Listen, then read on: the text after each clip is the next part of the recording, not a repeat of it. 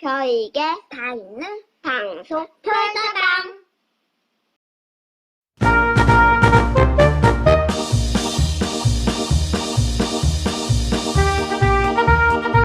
자, 어르신 여러분, 지난 제1강에서는 저의 소개와 함께 우리 대구와 근대골목 그리고 청라 언덕에 대한 개요에 대해서 말씀드렸습니다.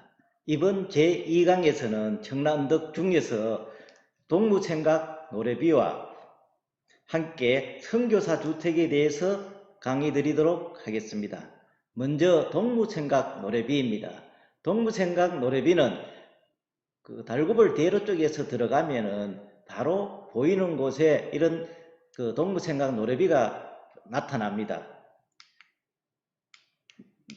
요 동무생각 노래비는 가까이 당겨서 보면은 이렇습니다. 동무생각이라 하는 것은 박태준 선생님이 개성학교 다닐 때 신명학교에 다니는 유인경이라는 학생을 짝사랑하여 사랑은 이루어지지 않았지만은 그거를 이은상 선생님이 시로 만들어 준 것을 박태준 선생이 곡으로 붙인 노래가 되겠습니다.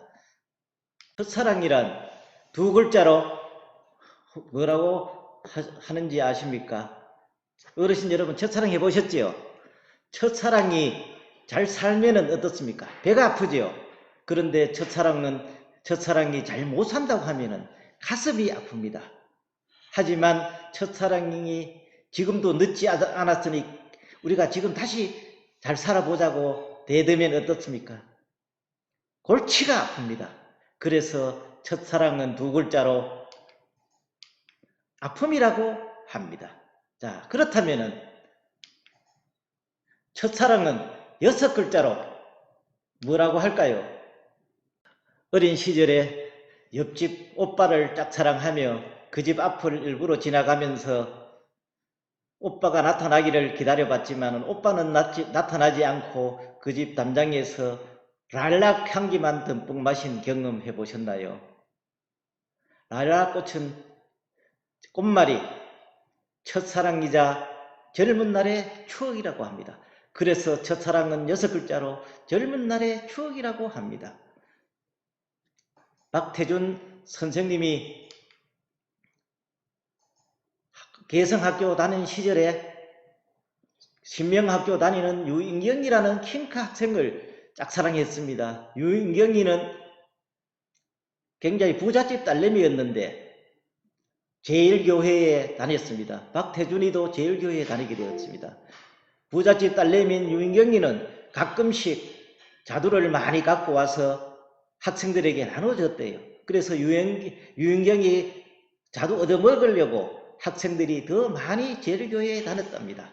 박태준이가 혼자 짝사랑으로 유인경이를 좋아했는데 유인경이하고 사랑이 이루어지려면 라이락 이파리를 씹어 먹으면 이루어진다는 이야기 들었고 실제로 라이락 이파리를 씹어 먹었답니다. 그런데 하루는 용기를 내어서 유인경이가 지나가길래 자두 잘 얻어먹었습니다 한다는 것이 워낙 긴장을 한 탓이 라일락 잘 먹었습니다 라고 실수한 에피소드도 있답니다. 그러나 결국 유인경이와 사랑은 이루어지지 못했습니까? 왜일까요? 사랑한다는 소리를 못했잖아요. 우리 옛날 이야기에 보면은 갑돌이와 갑순이가 사랑을 했어요. 그러나 결혼을 못했습니다. 왜? 둘 다 사랑한다고 이야기를 못했습니다. 박태준 선생도 유인경인데 진정으로 사랑한다고 이야기를 못해서 짝사랑으로만 남았습니다. 박태준 선생이 남성로에서 태어나서 그 박순조 씨의 차남입니다. 그러나 이제 종로초등학교를 나오고 개성학교를 나왔습니다. 개성학교 그 다음에 평양에 있는 숭실전문학교를 나왔습니다. 왜 그랬을까요? 개성학교와 평양 숭실전문학교는 전부 기독교계 학교입니다. 기독교는 우리나라보다가 남쪽보다가 평양에 먼저 들어왔대요. 그래서 현재명 선생도 평양 숭실전문학교 나왔습니다. 이외로 평양 숭실전문학교가 인기가 있었답니다. 그래서 평양 숭실전문학교에 다니면서 성악에 대한 기초를 선교사들한테 배웠답니다. 그리고 졸업을 한 후 마산에 있는 창신학교에 교사로 근무했습니다. 마산 창신학교는 이은상 선생의 아버지가 지었는 기독교계 학교입니다. 그런데 이은상 선생도 1921년도에 졸업을 하고 마산 창신학교 국어 선생으로 왔는데 둘이 나이 차이는 3살이 박태준 선생이 많습니다. 박태준 선생은 1900년생이고 이은상 선생은 1923년생이지만은 마산과 창원이 가깝고 이러다 보니까 이 첫사랑 이야기를 가깝게 하게 되었다고 합니다. 그래서 박태준 선생이 개성학교 다닐 때 윤경의 짝사랑 이야기를 듣고 이은상 선생이 시로 지어줬는데 거기에 곡을 붙인 게 동무생각이고 그게 최초의 우리나라 가곡이랍니다. 그래서 결국은 사랑은 이루어지지 못했지만 동무생각은 지금 우리 청라언덕의 가장 핫한 것이고 지금 청라언덕은 프랑스의 몽마르트 언덕에 비유해서 대구의 몽마르트 언덕으로 우리가 불리고 있습니다. 그리고 우리가 박태준 선생에 대해서 대구 사람들이 잘 모르는 분이 많습니다. 지금 월강 수방공원에 가면은 박태준 선생님의 흉상이 이렇게 있습니다. 한번 가시면은 꼭 한번 살펴보시기 바랍니다. 자, 오른쪽 사진은 저희들 테마 여행을 사랑하는 모임이라고 제가 운영하는 인데 그 회원들한테 제가 현장 학습으로 설명드리고 있는 모습입니다. 자, 다음은 이제 선교사 주택입니다. 선교사 주택은 지을 때는 한 10여 채를 지었습니다만 현재 남아있는 선교사 주택은 3채가 있습니다. 선교사 주택은 1899년이 동산병원이 원년으로 봅니다. 그래서 100주년을 맞아 1999년에 박물관으로 동산병원에서 운영하고 있습니다. 이 블레어 주택은 이름이 이게 거기에 주택에 근무해 거기에 있었던 분 이름을 따서 블레어 주택이라고 하는 겁니다. 다. 그리고 이 블레어 주택은 큰 길에서 들어가면 처음에 나오는 건물이 바로 블레어 주택입니다. 이 건물은 현재 교육, 역사, 문화박물관으로 운영되고 있습니다. 시유형문화재 제26호로 지정되어 있고 한데 이 건물에는 자 이것도 블레어 주택 건물입니다. 1층에는 조선시대 서당과 옛 초등학교 서당에 있는 교실 모습을 재현해 놨고요. 2층에는 3.1운동 관련 자료와 일제 만행 사진이 전시되어 있습니다. 이렇게 이게 1층의 모습입니다. 자, 그 다음 요거는 2층의 모습입니다. 3.1운동 관련 자료를 전시해 놓은 곳입니다. 그러나 아쉽게도 여기는 블레어 주택은 안전상의 문제로 문을 열지 않고 있습니다. 좀처럼 들어가 볼 수가 없어요.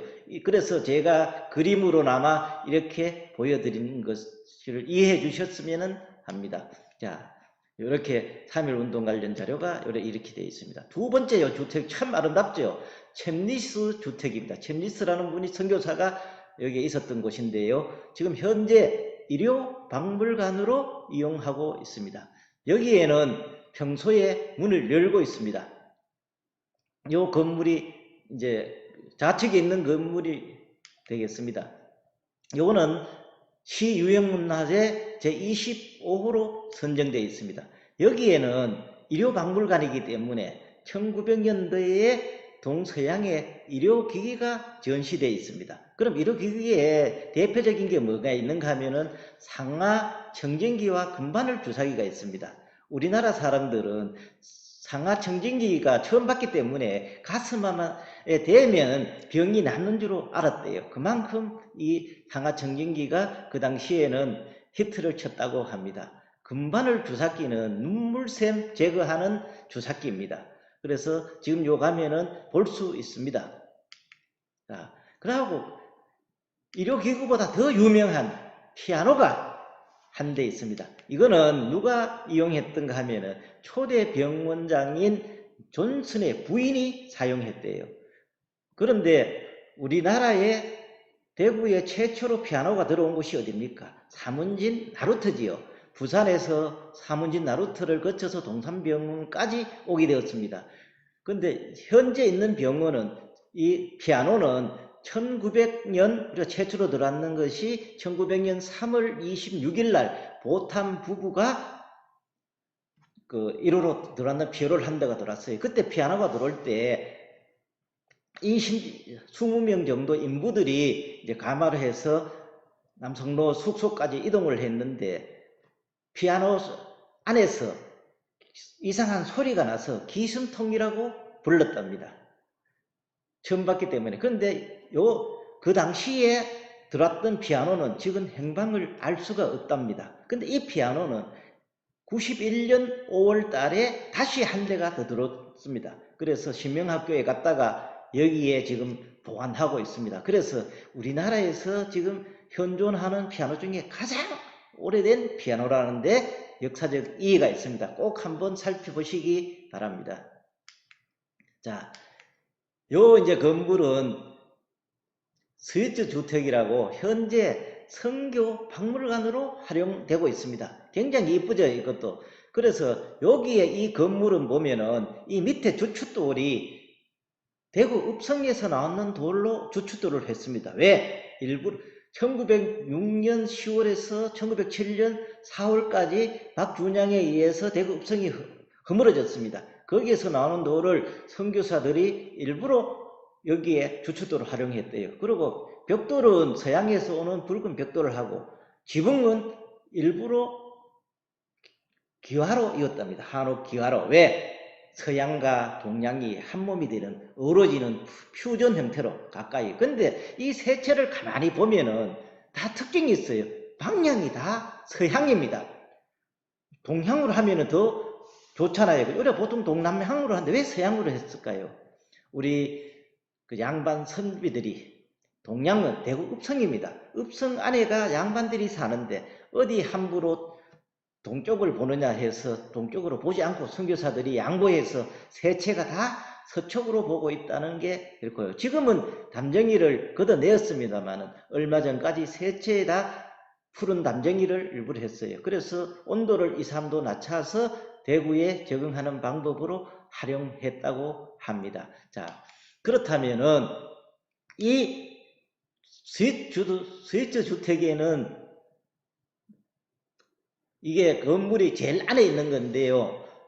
보시면은 시유형문화재 24호입니다. 그러니까 세 채가 다 시유형문화재 24호, 25호, 26호로 선정되어 있습니다. 자, 여기에는 뭐가 있는가 하면은 아까 이야기했듯이 읍성돌을 주춧돌로 사용했고 그 위에 붉은 벽돌로 해서 우리 조선에 다가가고자 이렇게 무한히 노력을 했다고 합니다. 그리고 1층에는 개신교회사에 관한 자료가 있어요.